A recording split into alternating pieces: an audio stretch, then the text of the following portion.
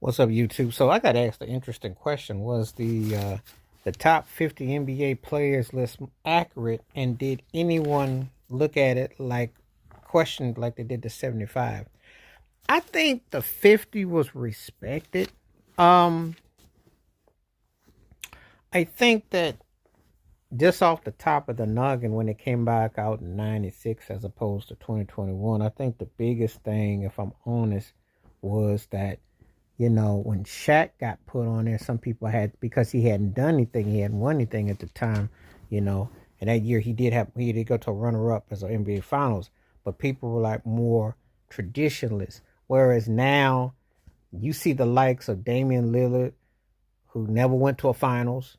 I think Carmelo was on there.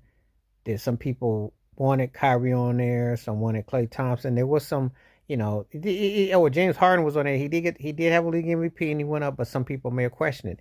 But it wasn't the same uh pullback like it was back when the '96, because in '96 you were considered the elite, and you still had a lot of the great players amongst the living. Nobody was gonna argue about it.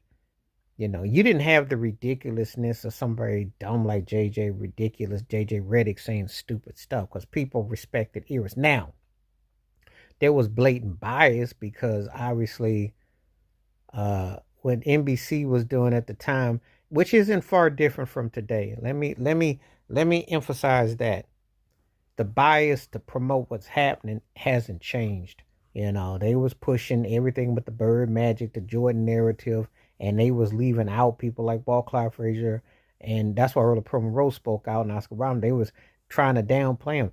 This ain't nothing new. David Stern's NBA was downplaying the past.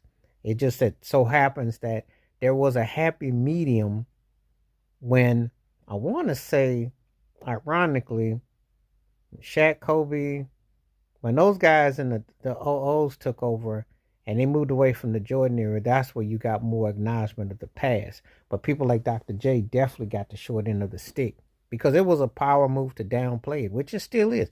But then when you get idiots like JJ Redick, and then idiots like LeBron James and these others, and Kevin Durant, Draymond Green talking all that smack like, oh, the era is the end all be all, and so, but there wasn't the controversy at 50 wasn't like the set. They were two different types of controversy. The 50, because someone like Shaq, people didn't quite, he had to prove himself. That was the last of the old guard, understandable. The 75 was, there were some people that weren't put on there, but then it became more go along, get along, so it was a whole different hit.